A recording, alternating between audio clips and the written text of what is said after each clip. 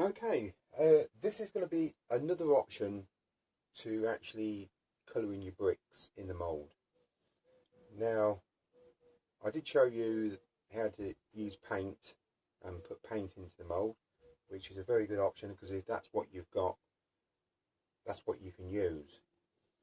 This option I'm using pigments, and the pigments I'm using is the Vallejo, and this is the dark red ochre. There's no particular reason why I picked well, actually there is a particular reason.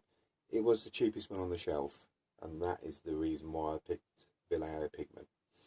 So the one I'm using to show you this time, this is the dark red ochre.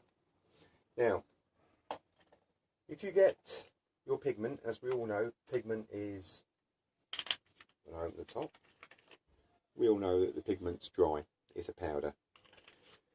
If you put your pigment into a container of some shape or size and do a 50-50 mix.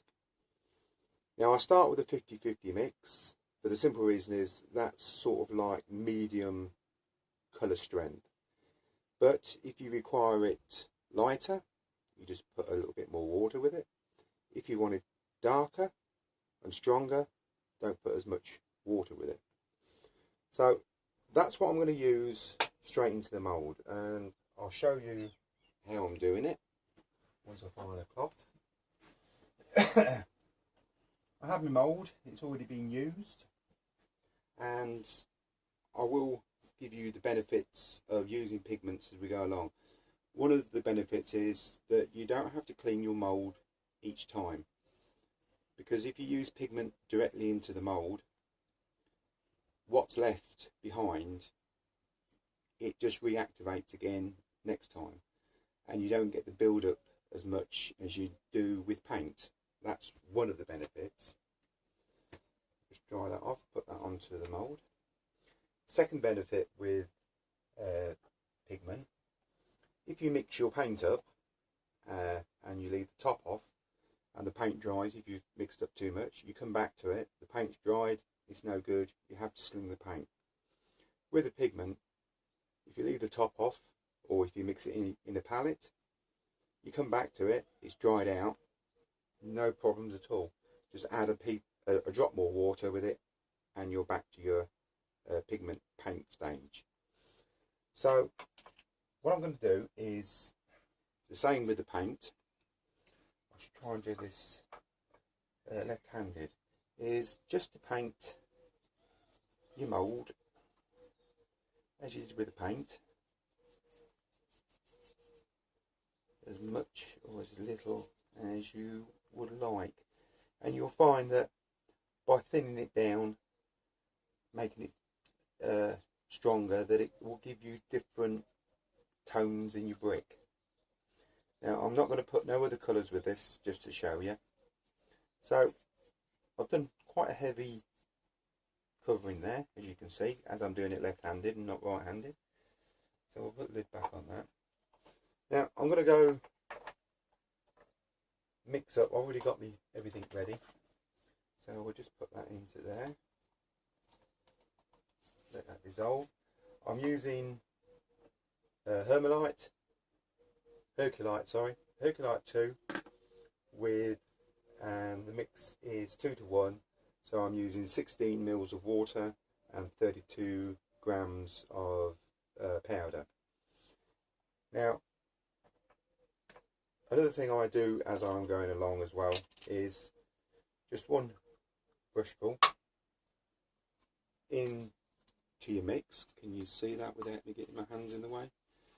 And it instantly mixes in and gives you a nice, well, like terracotta colour, which is a nice base for your bricks. Now the only difference is now, I'll turn that off for a second, when you pour, you do not want to pour in at a height. The simple reason is the weight of the casting plaster will just push the pigment out of the mould, and what happens is when you take it out of the mould, it looks like, well, you can see where you've actually poured. So pouring, I'll go from the side and just very gently let it fall in, and let it fill the mould up. Like so. Now I'm going to put my big arm in the way because I want to go from the other side as well. Apologies about that.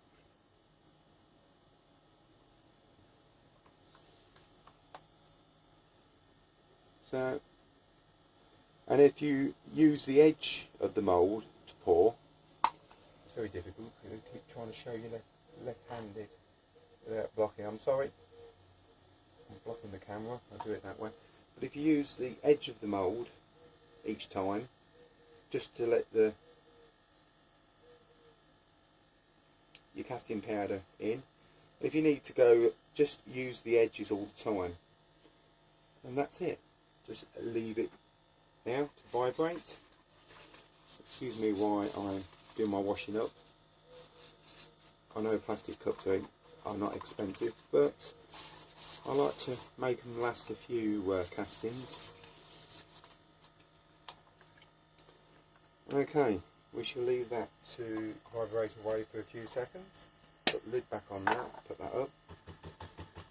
I'm one of them impatient people. Give it a few taps. Now I'm happy with that.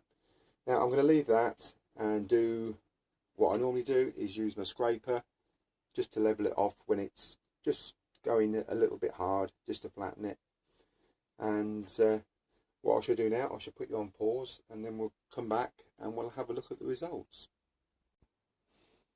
Okay, it's been a little while, excuse the big arms. Just take it off. Let's see what we've got.